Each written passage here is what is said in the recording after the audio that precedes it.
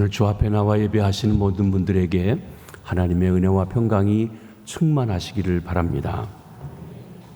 오늘은 로마서 강의 14번째 시간으로 본문을 중심으로 해서 아브라함의 믿음에 대해서, 우리의 믿음에 대해서 함께 살펴보며 은혜를 나누고자 합니다. 아브라함은 믿음으로 의롭다함을 받았습니다.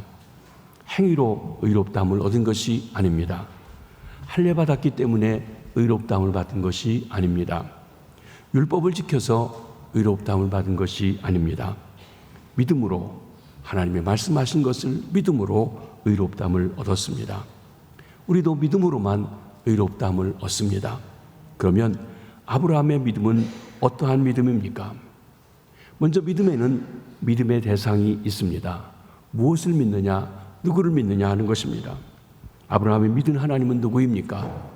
저와 여러분이 믿고 따르는 하나님은 누구이십니까? 오늘 본문 17절에서 아브라함이 믿은 바 하나님이 누군지 이렇게 말씀해 주고 있습니다. 기록된 바 내가 너를 많은 민족의 조상으로 세웠다 함과 같으니 그가 믿은 바 하나님은 죽은 자를 살리시며 없는 것을 있는 것처럼 있는 것 같이 부르시는 이시니라. 아브라함의 믿은 하나님, 죽은 자를 살리시며 없는 것을 있는 것 같이 부르시니라 말했습니다. 좀 어려운 표현으로 신학적으로 말하면 죽은 자를 살리시는 하나님은 죽은 자에게 생명을 주시는 구원의 하나님을 이야기하고, 없는 것을 있는 것 같이 부르시는 하나님은 모든 우주 만물을 창조하신 창조주 하나님의 말씀하는 것입니다. 성경이 말하는 우리가 믿는 하나님의 신앙은 바로 이 두 가지로 요약할 수가 있습니다. 즉 구속신앙과 창조신앙입니다.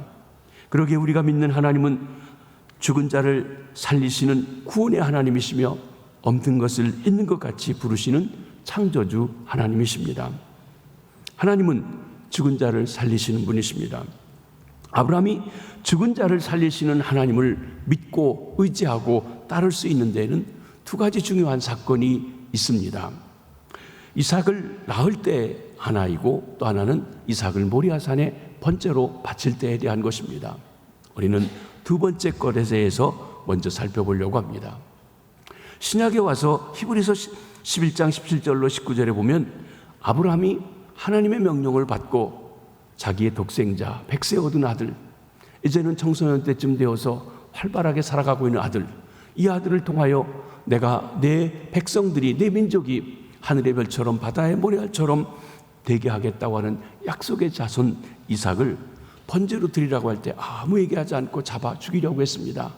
쇼하려고 한 것이 아니라, 하는 척하려고 한 것이 아니라 정말 죽여 드리려고 하는 마음으로 드리고 있었습니다. 그때 그가 그렇게 약속의 아들을 죽이려 바치려고 할 수 있었던 것은 죽은 자를 살리는 하나님을 믿었기 때문이라고 말씀하십니다. 히브리서 11장 17절로 19절 말씀을 한번 보십니다. 아브라함은 시험을 받을 때 믿음으로 이삭을 드렸으니 그는 약속들을 받은 자로 돼 그 외아들을 드렸느니라. 그에게 이미 말씀하시기를 내 자손이라 칭할 자는 이삭으로 말미암으리라 하셨으니 그가 하나님이 능히 이삭을 죽은 자 가운데서 다시 살리실 줄로 생각한지라. 비유컨대 그를 죽은 자 가운데서 도로 받은 것이니라. 아브라함이 하나님의 명령에 순종해서 아들 이삭을, 백세 얻은 아들 이삭을 모리아산에서 번제로 죽이려고, 그래서 하나님 앞에 드리려고 했던 것은 죽여도 그를 살려서라도 하나님의 약속을 이루실 것이라고 하는 믿음이 그에게 있었기 때문에 드릴 수 있었다고 하는 것입니다. 그런데 그렇게 드릴 수 있는 죽은 자를 살린다는 믿음을 언제 갖게 됐느냐? 그 이전에 사도 바울은 오늘 본문에서 아브라함이 죽은 자를 살리신 하나님에 대한 그 믿음을 갖게 된 것은 바로 그가 그 아들이 백세가 되어서 얻게 될 그 탄생할 때라고 이야기합니다. 창세기 12장 1절에 보면 아브라함이 하나님의 명령을 따라서 갈대우를 떠나 하란을 거쳐 살고 있을 때 하나님이 또다시 나타나셔서 말씀하십니다. 거기 말씀을 보면 여호와께서 아브라함에게 이르시되 너는 너의 고향과 친척과 아버지의 집을 떠나 내가 내게 보여줄 땅으로 가라. 아브라함에게 주신 축복을 요약하면 세 가지 중요한 게 있습니다. 땅을 주신다는 것입니다. 후손을 축복하신다는 것입니다. 복의 통로가 되어서 너를 통해 모든 민족이 복을 받는다는 복의 근원이 된다는 것입니다. 여러분, 이 중에서 제일 중요한 게 무엇일까요? 후손입니다. 왜냐하면 후손이 없으면 땅이 아무리 많아도 소용이 없는 것입니다. 그렇습니다. 아브라함은 후손에 대한 열망이 있었지만 그때 그는 후손이 없었습니다. 나이가 75세입니다. 그렇지만 아브라함은 후손을 주신다는 하나님의 약속을 믿고 10년 동안을 기다리게 되었습니다. 10년을 기다렸으면 많이 기다린 것입니다. 사라가 생산할 수 없는 여인이었습니다. 이때 조급한 것은 사라였습니다. 사라는 자신이 생산할 수 없는 여인임을 알고 그 여종 하갈을 남편에게 주어서 하나님이 약속하신 후손을 얻으려고 했습니다. 사회가 통용하고 있는 사회적인 방법입니다. 인간적인 방법입니다. 그러나 하나님의 방법은 결코 아닙니다. 이때 여종 하갈을 통해 낳은 아들이 우리가 잘 아는 이스마엘입니다. 아브라함은 86세에 낳은 이 아들 이스마엘을 그의 후손으로 생각했고 하나님이 주신 그 약속의 자녀라고 여겼던 것입니다. 그런데 하나님의 생각은 달랐습니다. 아무 얘기하시던 하나님께서 이스마엘을 낳은 지 13년 후인 그의 나이 99세가 되었을 때 다시 나타나셔서 말씀하십니다. 창세기 17장 19절입니다. 하나님이 이르시되 아니라 내 아내 사라가 내게 아들을 낳으리니. 아브라함이 사회적 관습을 따라서 사회가 용납할 수 있는 방법을 따라서 부인이 아이를 낳지 못하니까 여종을 통해서 아이를 낳은 자 이스마엘, 그것을 네 후손이라고 생각하지만 그건 네 마음대로 네 생각대로 너 좋은 대로 낳은 것이고 내가 약속한 내 약속의 자손이 아니라고 하신 것입니다. 그렇기 때문에 내 약속을 이어갈 자손으로 이스마엘을 쓸 수 없다고 이야기하신 것입니다. 그래서 하나님께서 다시 나타나서 약속하십니다. 말씀하십니다. 아브라함, 너하고 너에게 원래 짝지어준 사라하고 그 사이에서 아들을 낳게 될 것이다. 하나님이 약속해 주십니다. 1년 후에 날 거라는 것입니다. 이때 아브라함의 나이가 100세이고 이제는 생산할 수 없는 죽은 몸이었습니다. 사라는 90세가 되었습니다. 생리가 끊어진 지 오래였습니다. 태가 죽어 있었던 때라고 성경 말씀하십니다. 그런데 오늘 본문 19절 보니까 아브라함은 100세가 되어 자기 몸이 죽은 것 같고 사라의 태가 죽은 것 같음을 알고도 믿음이 약해지지 않았다 그랬습니다. 하나님이 말씀하심에 그렇게 될 거라고 그냥 받아들였다는 거예요. 자기의 상황에 대해서는 생각하지 않고 말입니다. 하나님이 그렇게 하시겠다고 약속하셨기 때문에 그렇게 될 것을 그대로 믿었다는 것입니다. 그래서 100세에 약속하던 아들 이삭을 얻게 되었습니다. 이 믿음 곧 죽은 자를 살리시는 하나님에 대한 신앙이요 여호와께 능치 못한 일이 있겠느냐 하는 신앙입니다. 아브라함은 죽은 자를 살리는 하나님을 믿었습니다. 이 하나님이 저와 여러분의 하나님이심을 믿으시기를 바랍니다. 바로 이 죽은 자를 살리시는 하나님이 저와 여러분의 믿는 바 하나님이십니다. 죽은 자를 살리신 하나님께서는 인류의 죄를 대신 짊어지시고 십자가에 달려 죽으셨다가 창사 지낸 바 된 예수 그리스도 우리 구주를 죽은 지 3일 되어서 완전히 죽은 것이 분명한 그때 살려내시게 되었습니다. 오늘 본문 24절과 25절 말씀입니다. 위로 여기심을 받을 우리도 위함이니 곧 예수 우리 주를 죽은 자 가운데서 살리신 이를 믿는 자니라. 예수는 우리가 범죄한 것 때문에 내주비 되고 또한 우리를 의롭다 하시기 위하여 살아나셨느니라. 여기 예수 그리스도의 사건, 예수님의 하신 일을 요약해서 말씀해 주십니다. 십자가, 우리의 죄 때문에 내어줌이 됐어요. 예수님이 십자가에 달리셨어요. 그러나 십자가에 달려 죽은 것으로 그친 것이 아니라 그 죽은 예수를 다시 살려주셨는데 우리를 의롭다 하시기 위해서 살아나셨고 그 분을 통하여서 의롭다함을 받았다 말씀하십니다. 그렇습니다. 예수님은 십자가에 죽도록 하신 하나님께서 죽은 자를 다시 살려주셨습니다. 그 죽은 자를 살리신 하나님이 우리의 하나님이신 것입니다. 죽은 자를 살리신 하나님께서는 죄와 허물로 죽었던 저와 여러분을 살려주셨습니다. 죽은 자 가운데 다시 살아나신 예수를 믿는 자를 그 예수님과 함께 살리신 것입니다. 에베소서에 보면 죽을 우리를 살렸다고 말씀하시지 않고 죽었던 우리라고 했습니다. 미래형이 아닙니다. 지옥 갈 것이라고 하는 그런 의미에서 죽을 것이라는 미래가 아니라 우리 영혼이 하나님과 관계없고 하나님께 반응하지 못했고 죽었던, 생명적으로 죽어 있었던 우리를 살려내셨다고 했습니다. 그건 영적으로 거듭나는 것을 말씀합니다. 그리고 그 보증으로 죽은 자를 살리시는 하나님의 영, 성령을 우리 마음에 부어주셨습니다. 예수를 믿어 성령이 있는 자는 나아가서 이제 죽은 몸도 다시 살리시겠다고 하십니다. 죽어 썩어서 다 흙으로 돌아간 그곳에서 부활하신 주님처럼 부활하게 하신다고 하신 것입니다. 다 화장되어서 없는 것 같은 그곳에서 생명이 있게 하신다는 것입니다.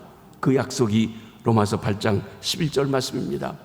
예수를 죽은 자 가운데 살리신 이의 영이, 하나님의 영 성령이 너희 안에 거하시면 그리스도 예수를 죽은 자 가운데 살리시니가 하나님이 너희 가운데 거하시는 그의 영으로 말미암아 너의 죽을 몸도 살리시리라. 아멘. 죽은 자를 살리시는 하나님께서 우리의 죽은 영혼을 살려 영생하게 하실 뿐만 아니라 죽어 썩어진 우리의 몸도 영광스러운 부활하신 주님의 몸처럼 같이 되도록 살려주시겠다고 약속하신 것입니다. 복된 소망입니다. 이 죽은 자를 살리신 하나님이 저와 여러분이 믿는 하나님이고 그 하나님이 그렇게 약속하셨기 때문에 우리는 죽어 땅에 묻히지만 언젠가 주의 나팔소리와 함께 주의 부활하신 몸처럼 부활하여 하나님의 얼굴을 진입했고 영원히 살게 되되 우리 혼으로만 사는 것이 아니라 몸의 부활로 나타나 살게 될 것을 믿고 바라게 되는 것입니다. 왜요? 죽은 자를 살리신 하나님이 그렇게 약속해 주셨기 때문에 그런 것입니다. 나아가 죽은 자를 살리신 하나님은 우리 생활 속에서 죽은 것들을 다시 살리시는 분이시기도 합니다. 병들어 죽어가는 몸들을 고쳐주십니다. 실패하여 죽은 사업도 다시 일으켜 주십니다. 깨어져 죽은 것 같은 인간관계도 다시 회복시켜 주십니다. 죽은 가정도 다시 살려주십니다. 아멘. 포기해버린 것들을 새롭게 해주시는 것입니다. 사랑하는 성도 여러분, 이 죽은 자를 살리시는 하나님을 믿으시기를 바랍니다. 내 영혼을 구원해 주시는 것만 아니라 거듭나게 하시는 것만 아니라 장사되어 썩어진 몸도 살려주신 하나님도 믿으시기를 바랍니다. 그리고 내 삶 구석구석에 죽어있는 것, 죽어가고 있는 것, 깨어진 것, 끊어진 것, 이제는 안 된다고 생각한 그것도 하나님 앞에 맡겨드려서 하나님께서 서생케 하시고 생명을 주시고 고쳐주시고 치료하시고 그 새롭게 하시는 귀한 역사를 체험하시는 귀한 은혜가 있도록 축복하여 있으시기를 바랍니다. 아멘. 하나님께서 그렇게 해주실 줄 믿습니다. 두 번째, 하나님은 없는 것을 있는 것처럼 부르시는 분이십니다. 창조주 하나님이십니다. 창세기 1장에 보면 태초에 하나님이 말씀으로 아무것도 없는 곳에서 마치 무엇이 존재하는 것처럼 부르셨습니다. 그리고 하나님이 부르신 것들이 존재했다고 했습니다. 없는 것을 있는 것처럼 부르셨다. 여러분의 집에 가면 아들이나 손주 이름을 부릅니다. 대녀라 하고 부르면 있으니까 부르는 거예요. 우리에서는. 근데 하나님은 아무것도 없는데 비차 하고 부르니까 빛이 생겼어요. 태양아 하니까 태양이 생겼다는 것입니다. 없는데 있는 것 같이, 마치 있는 것 같이 부르시면, 하나님이 말씀하시면 그대로 존재했다는 것입니다. 이게 창조주 하나님에 대한 신앙입니다. 창세기 1장의 메시지는 본질적으로 종교적인 것이지 과학적인 것은 아닙니다. 우리는 성경의 창조신앙을 말할 때 다음의 세 가지를 생각해야 합니다. 하나는 하나님이 천지를 창조하셨다는 것이에요. 여기 영어로 말하면 God Himself created the heavens and the earth입니다. 즉 하나님 자신이 온 하늘과 땅들을 창조했다. 이때 하늘은 복수형으로 되어 있어요. 여러 하늘들을 창조했다는 것입니다. 지음받은 것은 하나님이 아닙니다. 신이 아닙니다. 많은 사람들이 해나 달이나 별이나 산이나 바다 등을 신으로 섬깁니다. 정령론입니다. 애니미즘입니다. 그러나 성경적으로 볼 때 그것은 신이 아닙니다.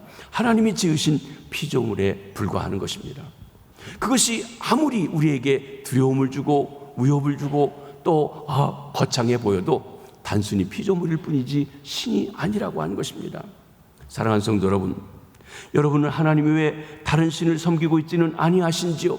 없는 것을 있는 것 같이 부르시는 분이 만든 그 어떤 것들이 내게 참 위험을 주고 두려움을 주고 그럴듯해 보인다고 해서 그것을 하나님보다 더 귀히 여기고 그것에 엎드려 절하고 하고 있지는 아니하시냐 하는 말씀입니다. 두 번째로는 성경의 본질적인 메시지는 구원받은 경험을 통해서 창조의 사건을 보고 창조주 하나님께 대해서 신앙을 고백했다는 말입니다.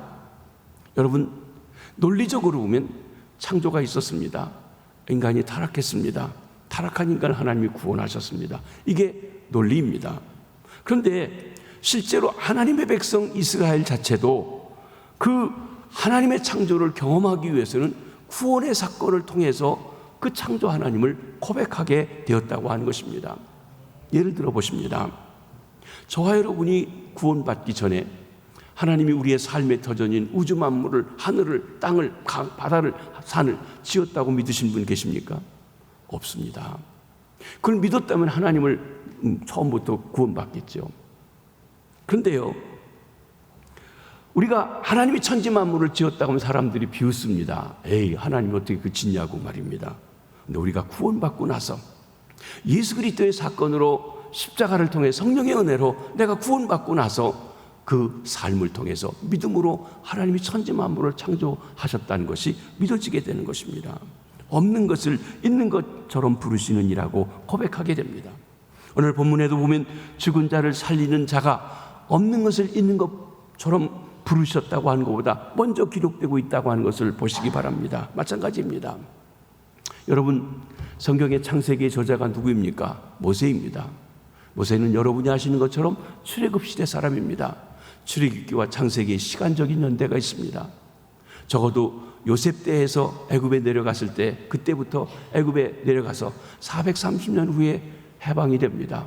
그러면 모세는 요셉 때부터 430년 후입니다. 거꾸로 올라가면 야곱, 이삭, 아브라함.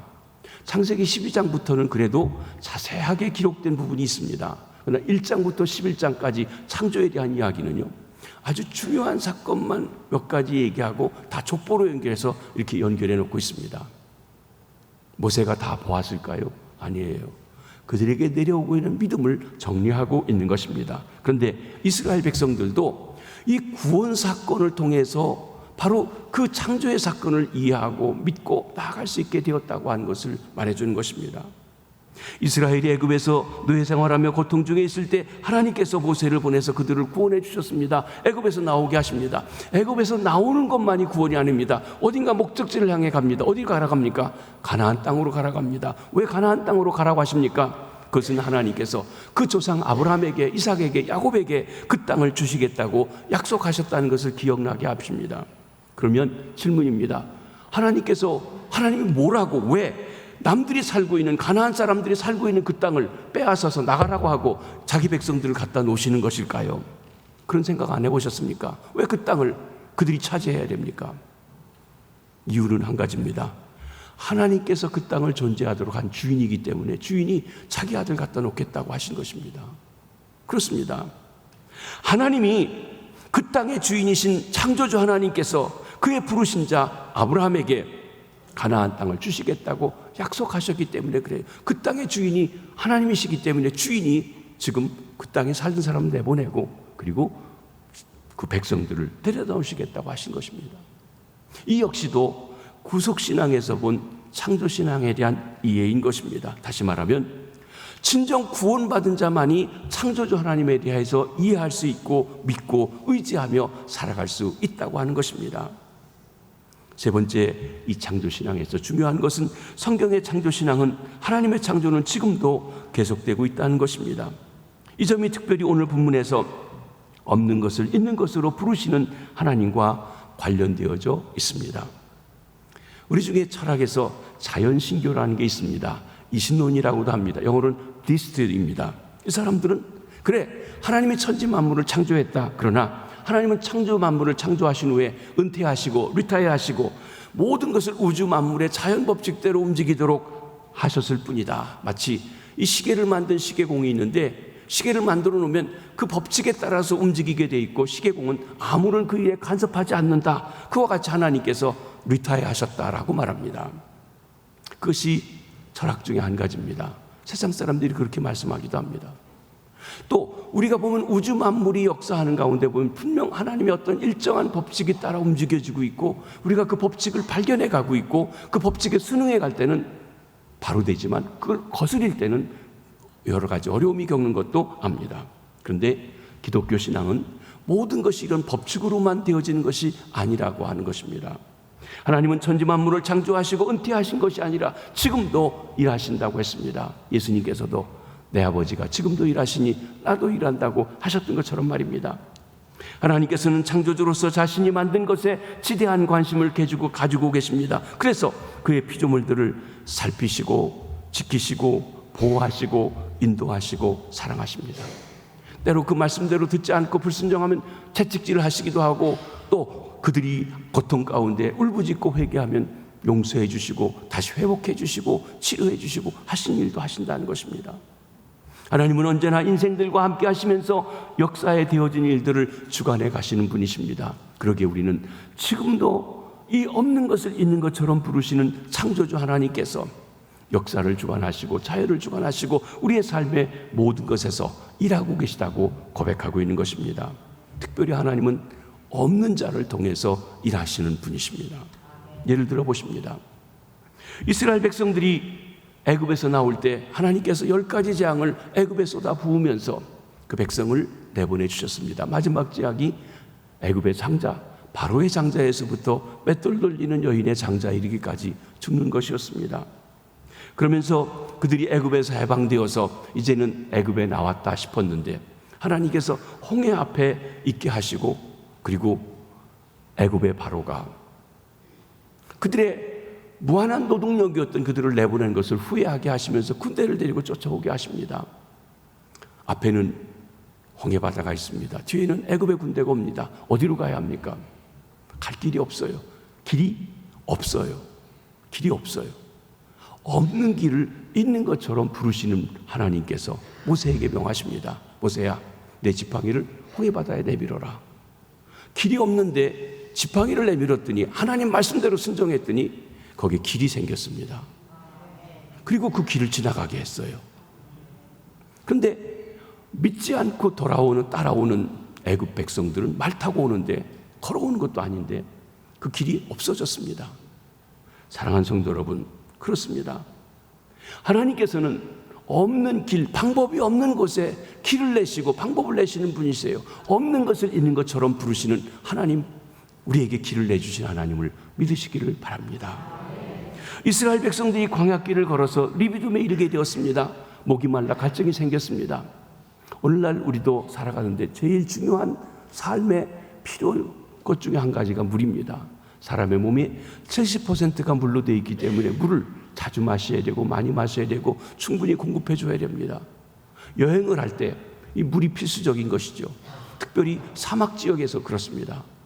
그런데 여러분, 우리나라처럼 산수가 좋아서 어디서든지 물이 오고 쉽게 비가 내리고 이슬이 내리는 곳이라면 그래도 이 장정만 60만이고 남녀노소 약 200만 되는 사람의 물을 공급한다는 것이 보통 일이 아닐 것입니다.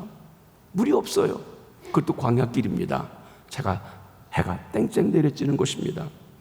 물이 없어서 그들이 고통합니다. 없는 것을 있는 것처럼 부르시는 하나님께서 전혀 물이 나올 것 같지 않은 바위를 가리키면서 말씀하십니다. 모세야, 저 바위를 쳐라. 그랬더니 물이 없는 곳에서 물을 내셔서 그들을 마시게 하시고 해갈해 주시고 인도해 주셨다고 말씀하시는 것입니다. 그렇습니다.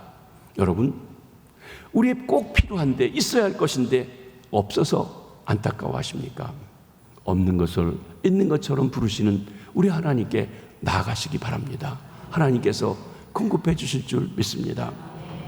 로마서 4장 5절에 보면 하나님은 일을 아니하실지라도 경건치 않은 자를 의롭다 하시는 이라고 소개하고 있습니다. 성경에 보면 하나님이 가장 싫어하는 것이 있습니다. 그것은 뭔가 하면 교만한 것입니다. 자기 의를 자랑하는 것입니다. 내가 이것도 했고 저것도 했고 내가 이렇다고 내세우는 것입니다. 자기 공로를 주장하는 것입니다. 그래서 은근히 자기가 일한 것만큼 보상을 받아야 된다고 요구합니다. 지난주에 본 임금의 원리입니다. 싹세 원리입니다. 웨이지 원리입니다. 세상적인 의입니다. 내가 세상에서는 내가 이만큼 했으니 이렇게 대우받는 것이 마땅하다고 생각하는 것이 곧 세상적인 의의 방법입니다. 그런데 하나님이 찾으시는 의는 다릅니다. 하나님은 일하는 것도 없고 부족하기 짝이 없고 경건하지 않지만 오직 그러기 때문에 더 하나님을 의지하고 하나님 앞에 나가는 자들에 대해서 의롭다 하시는 것이 의가 없는 사람에게 의를 주시는 분이시라고 말씀하셨습니다.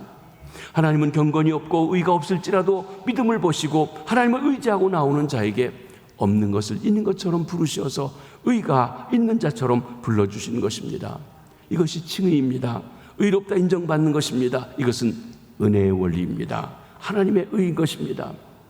그런데 사탄은 삶의 원리를 가지고 싹새 원리를 가지고 세상적인 원리를 가지고 은혜 받은 우리를 성사합니다.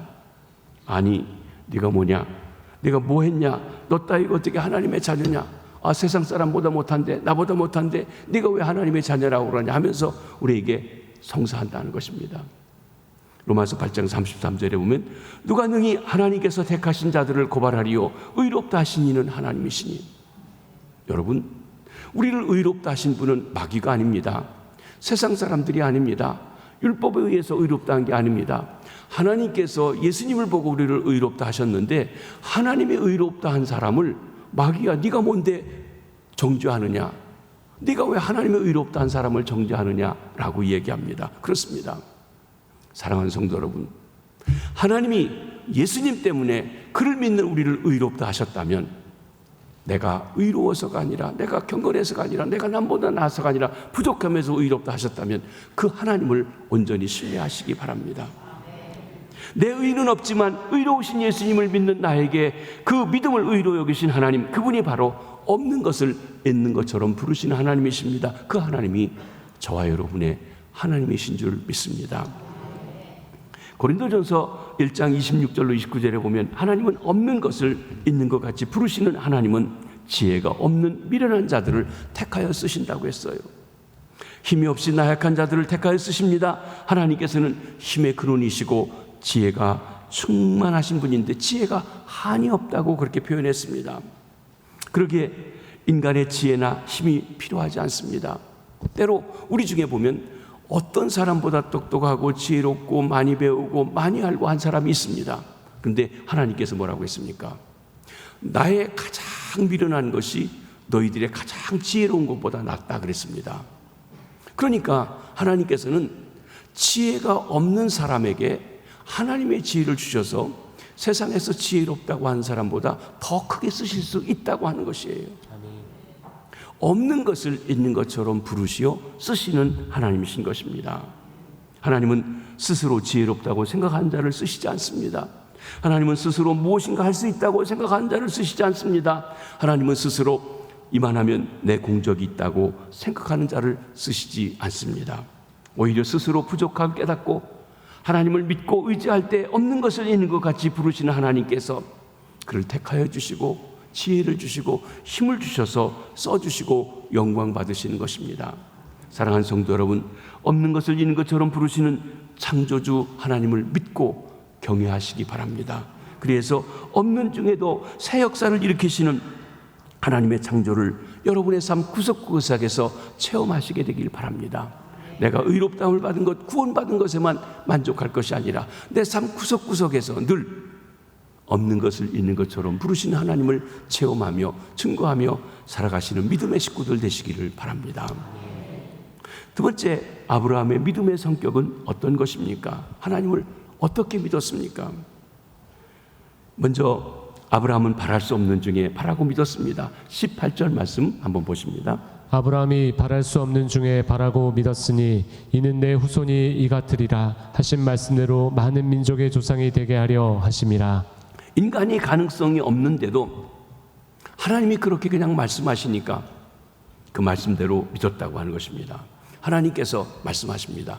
내가 많은 민족의 조상이 되리라. 아브라함이 그 말씀을 그대로 믿었습니다. 자손이 하나도 없습니다.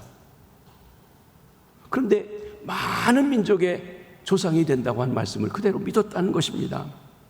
그러기에 그의 자손은 하늘의 별처럼 바다의 모래처럼 많아질 것을 그는 팔할 수가 없었어요. 왜냐하면 자손이 하나도 없었으니까. 그러나 하나님의 약속하시니 믿었습니다. 하나님이 말씀하시니 믿었습니다.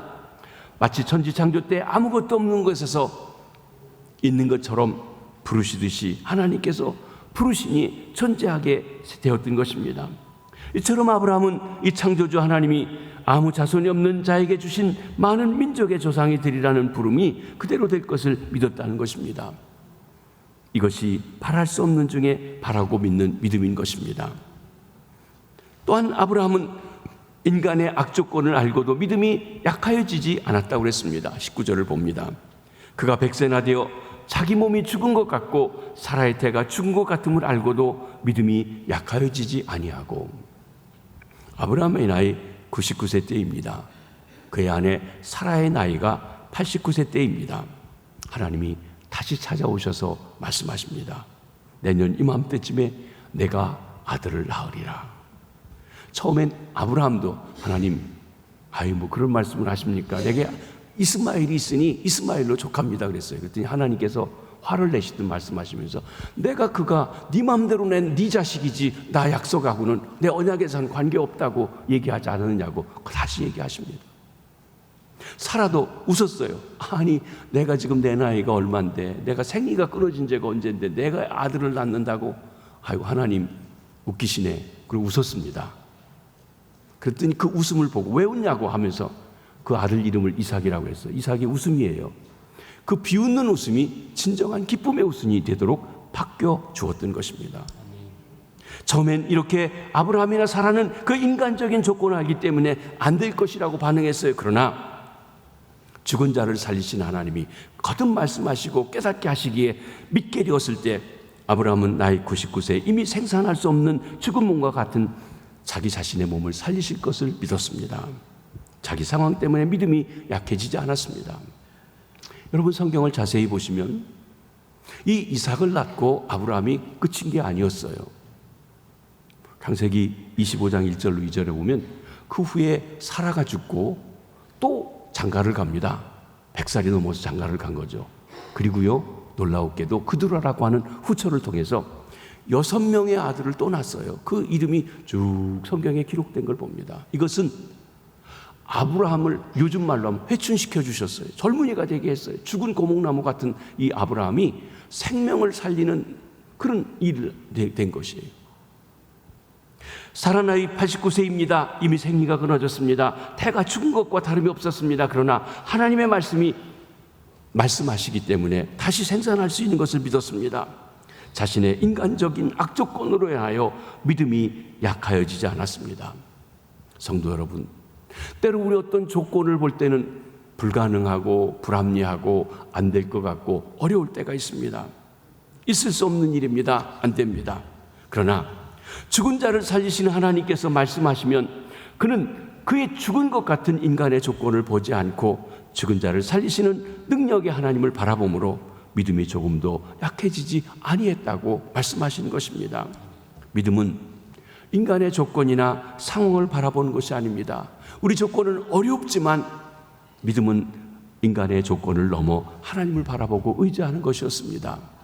훗날 이스라엘 백성들이 가나안을 정탐할 때 그 족장 중에서 그 부족 중에서 가장 똑똑한 사람들, 믿음 좋다고 하는 사람을 12사람을 뽑아서 보냈는데 10사람은 현실을 보았어요. 그들이 장대합니다. 성이 견고합니다. 우린 메뚜기 같습니다. 우리 못합니다. 우린 메뚜기같이 죽게 생겼습니다. 현실적으로 맞아요. 근데 믿음 없는 소리예요. 믿음이 없다는 얘기는 하나님이 누군지를 알지 못한다는 거예요. 그러나 여호수아와 갈렙은 얘기했습니다. 맞습니다. 그 성이 견고합디다. 거기에 있는 사람들이 장대합디다. 그런데 그 땅이 하나님 말씀대로 풍요로운 땅이고 하나님이 그 땅을 우리에게 주신다고 했으니 갑시다. 하나님이 함께 하시면 그들이 우리 밥입니다. 할 수 있습니다. 이게 믿음의 사람이었습니다. 하나님을 바라본 사람이었습니다. 그 믿음이 저와 여러분들에게 있어지시기를 바랍니다. 나아가 아브라함은 믿음에 견고하여져서 하나님께 영광을 돌렸다고 이야기했습니다. 20절, 21절 말씀을 보십니다. 믿음이 없어 하나님의 약속을 의심하지 않고 믿음으로 견고하여져서 하나님께 영광을 돌리며 약속하신 그것을 또한 능히 이루실 줄을 확신하였으니. 여기 하나님께 영광을 돌렸다는 것은 그 일에 하나님이 함께 하셔서 하나님이 일했다는 것을 높여드렸다는 말씀인 것입니다. 즉 하나님이 약속하신 것을 이루게 해드렸다는 것입니다. 사람의 불신앙, 사람의 믿음은 하나님의 역사를 가로막습니다. 하나님의 영광을 가리웁니다. 그러나 하나님을 온전히 믿고 의지하여 그분의 계획이 이루어지도록 할 때 하나님은 영광 받으시고 높임 받으시는 것입니다. 하나님께서 우리를 통해 하시고자 하신 일 이루게 해드릴 때 하나님은 영광 받으십니다. 하나님은 사람들을 통해서 그 위대한 능력을 나타내시기를 원하십니다. 힘있고 능력 있는 사람을 통해서 일하시길 원치 않으세요. 물론 때로 그 힘들이 하나님 앞에 드려지면 더 크게 쓰임받게도 됩니다. 그러나 제일 중요한 것은 하나님이 일하실 수 있도록 맡겨드린 사람을 통해서 일하신다는 것입니다. 그런데 만약 우리가 믿지 못하고 참지 못하고 조급해서 불신앙으로 원망과 불평으로 하나님의 역사를 가로막고 있지는 않은지 돌아보시게 되기를 바랍니다. 마지막 큰 세 번째로, 그러면 아브라함의 믿음의 결과는 어떻게 되었습니까? 먼저 아브라함이 하나님을 믿은 결과는 아브라함은 하나님께 의롭다 하심을 받았습니다. 22절에 그러므로 그것이 그에게 의로 여겨졌느니라. 여기 그것이라고 하는 것은 믿음이 의로 여겨졌다는 것입니다. 행위가 아닙니다. 그 어떤 것이 아닙니다. 물론 믿음이 나타난 행위를 보고 믿음이 있는 것을 나타내야 되겠죠. 믿음이 그에게 의로 여겨졌었다 그랬습니다. 나아가서 아브라함은 그 믿음을 따라 하나님을 믿는 저와 여러분 우리 후손들에게도 하나님께 의롭다 하심을 받는 길을 열어놓았습니다. 22절, 23절, 24절 한번 보십니다. 그에게 의로 여겨졌다 기록된 것은 아브라함만 위한 것이 아니요 의로 여기심을 받을 우리도 위함이니 곧 예수 우리 주를 죽은 자 가운데서 살리신 이를 믿는 자니라. 아브라함의 믿음을 따라 예수 그리스도를 죽은 자 가운데 살리신 하나님을 믿는 자는 누구든지 의롭다 하심을 얻습니다. 그러기에 아브라함은 믿음의 조상이요 믿음으로 의롭다함을 받은 모든 자의 조상이 되는 것입니다. 아브라함은 믿음으로 의롭다함을 얻는 길을, 방법을 열어놓은 사람이에요. 그부터 시작이 되었습니다. 우리는 나의 믿음이 나만 구원받고 나에게만 유익한 것으로 끝일 것이 아니라 내 믿음 때문에 다른 사람도 유익하게 되고 구원받게 되는 일이 있어야 합니다. 사랑하는 성도 여러분, 여러분의 믿음 때문에 유익하게 된 사람이 있으신지요? 여러분의 믿음 때문에 하나님 앞에 인도되어 그가 믿음으로 구원함을 받고 의롭다함을 받고 하나님 앞에 서게 된 사람들이 있으신지요? 그러한 역사가 많이 일어나서 복의 통로가, 복의 근원이 축복의 통로가 되시기를 바랍니다. 말씀을 정리합니다. 아브라함은 믿음의 모범자입니다. 아브라함의 믿음은 모든 믿는 자의 모범입니다. 아브라함은 죽은 자를 살리시는 하나님, 없는 것을 있는 것처럼 부르시는 하나님을 믿었습니다. 불가능을 가능케 하는 하나님을 믿은 것입니다. 그렇죠. 내가 부지런히 해서 할 수 있는 거면 그냥 하면 됩니다. 굳이 하나님을 찾지 않아도 돼요. 그런데 내가 할 수 없는 것, 내가 지혜로 알지 못하는 것, 그것을 해주실 수 있고 역사하시고 관심하시는 하나님, 그 표현이 무엇입니까? 죽은 것을 살리고 없는 것을 있는 것처럼 부르시는 하나님이 우리의 믿는 여호와 하나님의 능력입니다. 아브라함은 바랄 수 없는 중에 바라고 믿었습니다. 그의 인간 조건이나 상황의 어려움을 알고도 하나님을 바라보는 믿음이 약해지지 않았습니다. 그래서 하나님께 영광을 돌렸습니다. 아브라함은 믿음으로 하나님께 의롭다 하심을 얻었습니다. 뿐만 아닙니다. 믿음으로 의롭다 하심을 얻는 길을 열어서 오고 오는 세대가 믿음으로 구원받는 길을 가게 된 것입니다. 그 중에 저와 여러분도 함께 있습니다. 아브라함의 믿음을 본받아 불가능을 가능케 하시는 하나님을 온전히 믿음으로 우리 삶의 구체적인 현장에서 하나님께 영광을 돌리고 새 역사를 이루어가는 우리 성도님들 되시기를 주의 이름으로 축원합니다. 기도하겠습니다.